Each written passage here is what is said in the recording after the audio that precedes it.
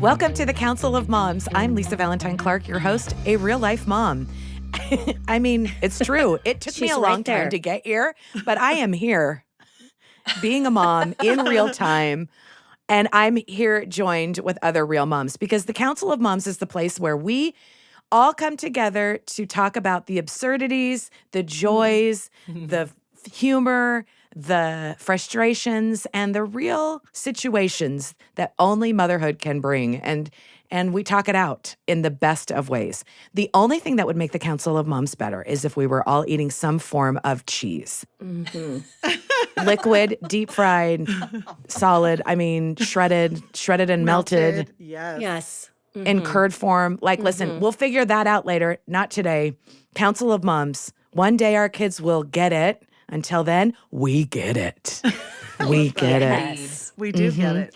Council of Moms. No one-word answers here. And certainly no one-word questions. And as always, the Council of Moms, made with real moms. I'm Lisa Valentine Clark, mom of 5. My kids are aged 27 to 17. They're all very different. I only have one living at home, so I have a lot of time to think about what I've done. Think about my life choices. And my greatest joy is when my kids will come over unannounced and just want to hang out at my house. And who would have thought? But here we are.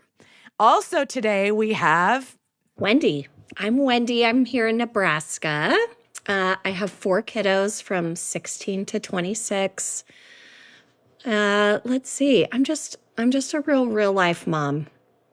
I'm a working mom. I love to hang out with my kids. As they get older, I just kind of beg for them to who wants to hang out with me? And they just say the classic teenage phrase, I'm good. That's what they say. Amazing. We also have G. Yes. Hi, everyone. I go by Mama G because I am a mom to so many. Love it. I love that. And biologically, I just have 5. And of course, my mom is momming me at this time, too. Aww. Hi, I'm Erika. I'm a mom to 5. And my best cheese hack actually came from a coworker this week who said, now, I'm not saying you should sneak food into a theater. I'm not saying that. But if nobody accused you. Yeah. If you were to, apparently charcuteries, like packs, lay pretty flat to your clothing, and you can sit and eat cheese all through a movie. I love it. These are the types of things that are going to change the world. These are kind of friends you need. I love it. Well, thank you so much for being here and for your time. I'll get right into our question from a listener of the Council of Moms. Dear Council of Moms, every once in a while, when I'm talking to other moms, I hear someone say, oh, you know, that free class, or you guys know that thing at the community center. And let me tell you, I do not know. Where are these magical resources and community things for parents that everyone seems to know about except me? I hate that feeling of like FOMO when people are like, oh yeah, we always signed up for this, or my kids always do. And I'm like, I remember when my kids were little too, I was like, I don't know what you're talking about. So what are your best resources, no matter where you live? I don't know if they do this in Nebraska, but this is one of my greatest regrets. I remember one summer, it was August, school's starting in a week, and I hear someone say, yeah, so we just went to the park for the free lunch, and I'm like, hold up, what did you just say? And they're like, oh yeah, every weekday at this park, they hand out free sack lunches, and it has a sandwich and fruit and chips and a milk or whatever. And I'm like, how long have they been doing this? They're like, all summer. And I'm like, wait. Oh my gosh. I've been making corn dogs and PB&Js for, I've been a short order cook for 3 straight months, and I didn't have to. And my friend was like, yeah, we just go every day, and it's like a built-in play date. It's, because we're at the park, we get out of the house, someone else makes lunch, it's a balanced meal. And I was like, what? So anyway, I know those programs do happen. Sometimes you have to go to the school. Sometimes they're given at a park, but asking your local school district about that. So one of my great things for resources, a shout out to your public library. Yes. My kids Yes. loved the library. We have lots of city libraries here in Lincoln, Nebraska, one that's literally like 3 blocks from us, which I think is the same one Lisa went to as a little girl. But the library is a great resource for free activities, free things, and actually it's a perfect start to any summer is to go down and sign up for the summer reading program. I actually looked online because my kids are older, so we haven't done the like summer reading contest at the library.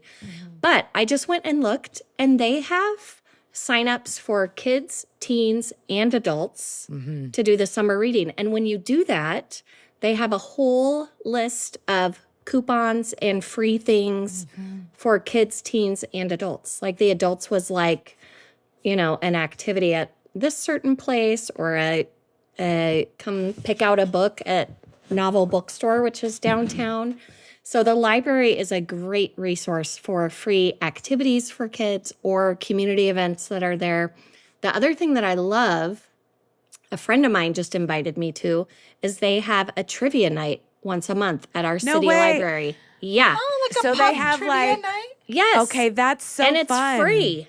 My friend was wow. like, she sent a picture of she and her friends, and she was like, we won trivia night. And I was like, I love trivia. Where are you? Like, I thought they were at some bar or something. Yeah. She's like, we're at the Gear Library. And I was like, what? What? So I went with them last time, and it was so fun. And it was pop culture trivia. Hello. Oh, yeah. So check out your library, because they for sure have it's not just for like toddler reading time anymore. Right, yeah. Like the library is for everybody and has all kinds of events. So I'm totally in. The next one is actually Nebraska trivia. So I'm probably going to learn a lot, but yeah, so once Nebraska is the only unicameral legislation. correct, Lisa. Thank you. Thank Even you. though they tried to Wow. change it. They did, and I was like, don't No. keep Nebraska weird. Yes, Yeah. that's right. We can be the only ones. How else Yes. would you know that? But yeah, free. I think the library is such a good So many resource activities. because I know that my local library, like there's 2, because I live in an area that has so many like little towns that are connected, and it feels like one big Yes. town. And there are different libraries or community centers and all of that. And there are classes throughout and resources throughout the year. You know, you and in libraries you can rent video equipment, you can rent you can rent so many other things, podcasting equipment, like so many other things than you could before, and it's a And I great tell you resource what, for those free stuff. librarians are the best, and They're so smart. they want to help you with like anything you're trying to figure out in the community, or like they are there to totally help you. So yeah, shout out to the public library. Go check them out and see what you or your kids or your teenagers can do. Yeah. I love that. We used that a lot when our kids were younger too. And then recently I found AI. And I was like, you can plug in anything in there and you can get things pulled up. I mean, I've done it for going to different towns and figuring out yeah. where are the best places to eat, or what would be your recommendation for this price point. But I don't know. I just thought that is also another way to use technology in this day and age and be connected to things you don't know. There's so many state-run resources that are really useful. One that has been useful to us is a program called Kids on the Move. And I don't know if that's something that's just specific to my state, but my guess is there are different versions of it in other states. But it's a free service that comes to your home. And we had a child whose motor skills were behind for his age, and they would come and do physical therapy, and they would do periodic evaluations. And so for things that are maybe a little less about entertainment but more about development, that is something that's a really great resource. And then I actually had one of my adult kids was serving with the United Way it was a couple weeks ago, and they put on these like STEM fairs for free for everyone in the community. And Wow. he ran one of the booths where the kids got to make lava lamps. And Oh. it's like, oh, interesting. So I think It's less about knowing exactly what they're offering and just knowing that if you go to those resources, they're going to have things. And so the United Way is a really great opportunity to introduce your kids to free activities. I feel like that connection of education and resources is kind of something that you guys are tapping into. Like people go and give all this knowledge to the library knowing that they're sourcing it out, right? Or they pair with like United Way because they know they have a bigger audience where they can kind of showcase like their different resources. So I'm really glad that you guys have brought that up. I also think when you talk about community, like different churches offer so many different things. I know that when I lived in England and I was in this little small town and I didn't know anybody, that the churches and all the different kinds of churches, there were the Methodists and the Catholics and LDS, and then they had a community center. And I just would kind of wander around the town and they would have bulletin boards up of like, this is when we have like the Mom and Me classes. Here's when we have just like, meetings or a sort of a meet and greet kind of, for the community. And they had all these, and I didn't need to be a part of that congregation in order to be welcomed. And in fact, they were just so lovely, so welcoming. And I think that that's available more in communities than we realize. That if you were looking for free ways to like have something like to get your kids to play with, or like they do, or do even like different classes and stuff, people do that because they want to build their communities. They want them to be strong. And I think don't underestimate that as well. Yeah, I think what you're talking about is, our sense of community can be limited. And really, if you just look at all the community, like the rec center, like going there and figuring out. Oh, that's a good one too. Yeah, that if you're just thinking in terms of not being in the know, but knowing your community and what they have to offer, I think that can open our eyes to so many different options. Yeah. For sure. Yeah, I know we're talking about a lot of kind of entertainment stuff, but I thought of something else that our state does that I'm sure other states do that's a little more like serious, but a way that you can help get resources for your family. Nebraska has something called the Nebraska Family Helpline, and it's a 24/7. If you have any concerns, it's kind of like we've talked about, like the library is kind of like a single point contact for a lot of different things. Yeah. This like Nebraska Family Helpline, I'm sure other states have a same type of thing, but you can call and they have resources for, are you struggling with a teenager? Like, here's your resources in the community of who you can reach out to. Are you struggling with mental health issues for you or somebody else? Here's your resources for connection and, community-based services. Here's our referral system, And so I just feel like tapping into your state services of where somebody has done the work to put, here's all the resources. Somebody's done the work to put that all in one place. So if you can reach out to them, and like ours is 24/7, if whatever needs you're having, they certainly can help you get to your next point of somewhere in the community that can help you. So not only for entertainment and fun things for your kids, but also, are you struggling with something with your kids that you need help with?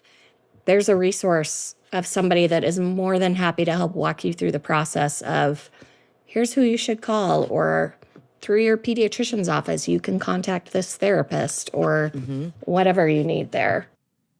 That's great. Oh, I do like that. And I like the idea too that, in this question, it's saying like, oh, it just seems like everybody else knows, like, oh, hey, there's this thing, or we just do this thing. And so having a community, and I think, I'm always going to give a very heartfelt plug of creating your own kind of council of moms, where you have moms that are maybe a little older than you, maybe a little younger than you, in like different life circumstances than you because you share those resources. If I think about anything that I have found out about that would benefit my kids of like, oh, my kid like really loves this and how do I help them get involved, or I need help with this, like where do I go?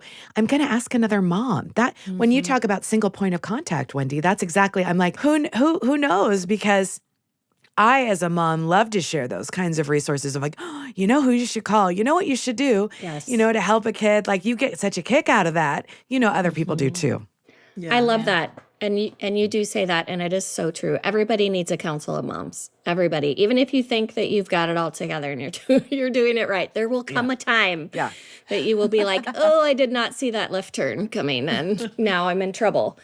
And so I think for sure, I think we all can think of people in our community, in our neighborhood, in our circle of friends, in our circle of faith group, whatever that is. We can think of those certain people that are our like contact point people. Yeah. That you can say, I am really struggling with this. And they're like, you know who you should call? You should call this mom because she just went through that 5 years ago with her kid. And so what a better like community resource than your own little council of moms to help you with all of those things. And I love the idea, I probably fought it when I first had kids, but I absolutely agree that you need people in your life that are like 10 years ahead of you, and you need people in your life that are 10, 15 years behind you, because that's how we create that like, hey, we're helping pull each other along this situation of life that you can call and be like, hey, I know that you had this with your kid, or your kid really liked guitar. Where did you take them? Or your kid really struggled with this. What did you do for that? So definitely that council of moms in your community is so important. And I also feel like they can do more than even just give you resources. They can be the resource. Yes. There's so many people that I'm like, oh, you know how to do this? Is there a night you could teach me and my kids how to do this? Like whether it's gardening or whether it's making bread or whether it's, my sister found a lady in her neighborhood who's a really great seamstress. And she's like, my daughter is totally into crafts and sewing, and I am not a seamstress. We were not raised to be seamstresses. And she's like, so she just takes her daughter to this little lady's. Yes, she's connected them together, and she gets a little sewing lesson once in a week. I don't even know if it's paid. I think it's just, hey, let me just share. She probably loves it. And what it's I like, know. I would love to have somebody come over and learn this. Yeah, and everyone has something to offer, and I cannot offer you sewing lessons. I cannot but you got give cheese that to you. hacks. Cheese hacks is good. I'll give you a cheese hack all day long. But one thing that I was like, oh, I can offer this. I have a degree in English, like I love literature. And so I started a book club for boys where we would read a book every week of summer. And I'm like, what more could I possibly offer that matters to me than literacy? And for boys, and trying to find books that boys really get engaged in is kind of a hoop to jump through sometimes. A skill set. set. I'm like, but I'm willing to offer that. And then, there's other moms that are more sporty who are willing to take my kid down to the skate park. And, I just feel like bring what you have to the table and find and celebrate what other people have at the table. And you're going to have a full meal. I like that idea of being really proactive about that too. It's bringing back a lot of memories of not having any money and having a bunch of these little kids and wanting to give them a good experience and sort of trading things with other moms of, hey, I'll teach them art lessons. I will give them art lessons, in the summer for these weeks and I'll send them to your house to do this lesson or the other, and then we can all offer something as well of if the perfect community class doesn't exist of something that you need or that fills a need, especially for your kids, who could fill it? And then what could you offer as well as in trade? I think that's kind of a fun way to strengthen a community and at the same time of like serving the needs of your family, I just love how you guys talk about the human element of this question, because it's like, how come I don't know? And I feel like that sometimes we limit our our knowledge base to only a certain part of the community. But like you're saying, like when we're sharing and we're offering things and they're sharing as well, I feel like our community grows and it is enhanced. And it's really important for us to show our kids it's not just a resource. There's a person working there. There's someone that's volunteering their time. I think of all these coaches that have like coached for years. It's like they build that relationship with these people in our community and they feel more like they belong. They feel like they have something of value to offer. And I really feel like that is the question we're asking, is how we're building our communities, you know? Yeah. Oh, yeah. Thank you for saying that. Yeah. How are we building our community? What is our role in that? Yeah. One thing I was going to say about the beauty of COVID is that it's forced us and has taught us that we can actually expand our community past our streets. Yeah. Like you can expand your community, like Wendy, coming to us from Nebraska.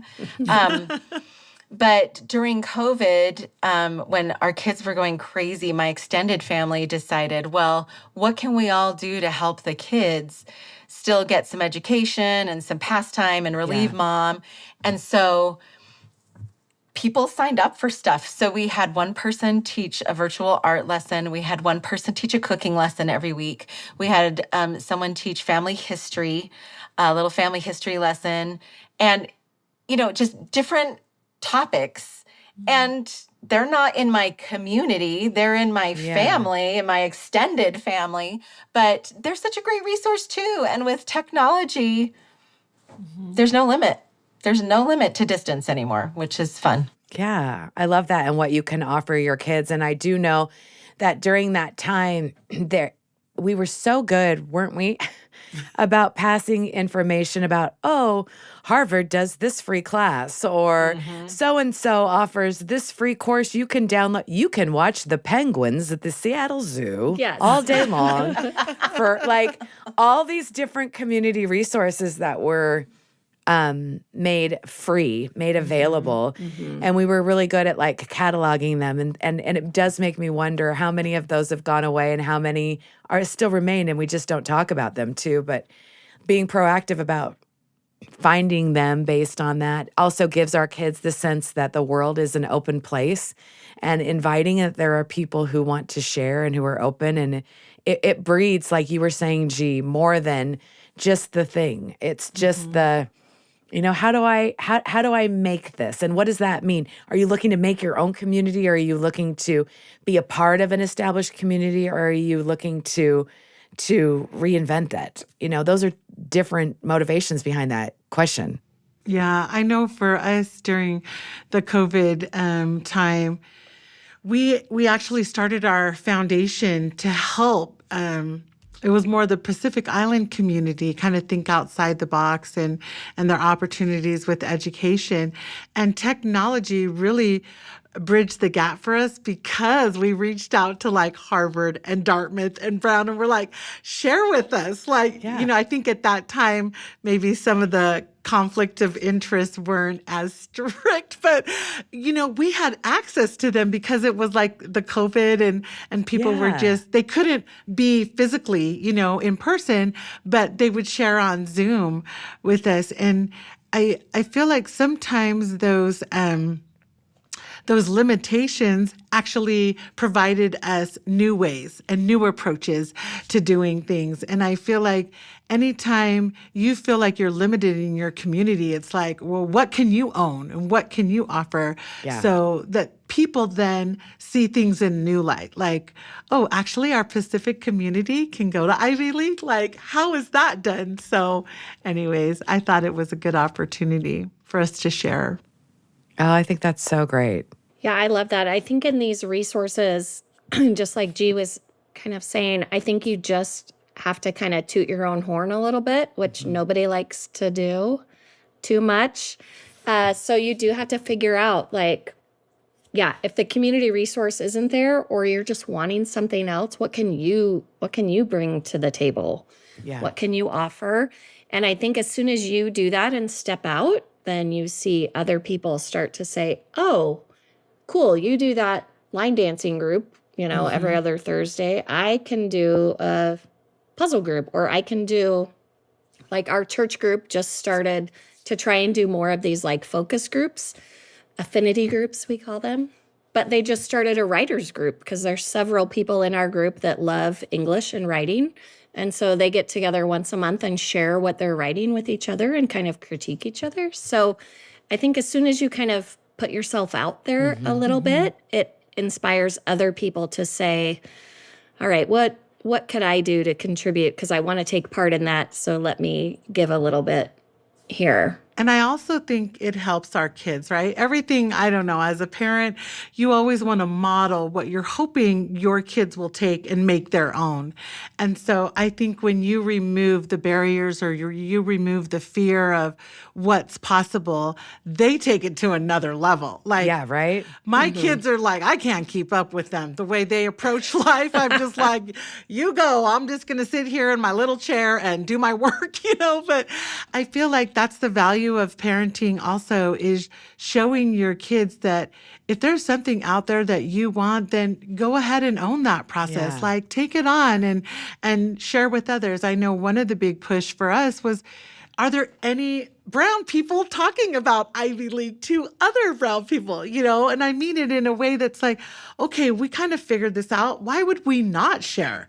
Like, we are not the only ones that have access to this. There's everyone, And so, like you were saying, Wendy, once you open that door and they know the pathway, you don't have to be the one to own the process. You just are sharing it. And now, other people can take the reins and move forward in ways that they would appreciate. So, Oh, I do. I love that, because it's opening up your kids to this idea of, you are part of this community too. There's something that you can give back. Like, I think about that now of, I want my kids to be thinking, oh yeah, what do I owe this community? What could I offer?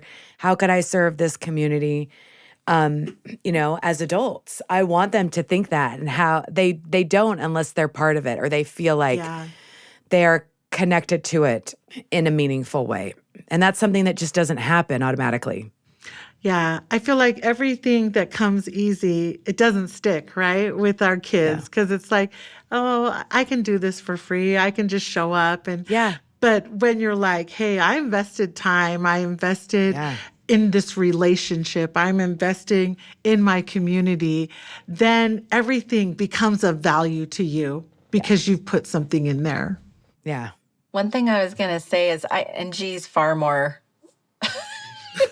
outward thinking than I am. I'm like, oh, yeah, I should serve my community with all the great ideas.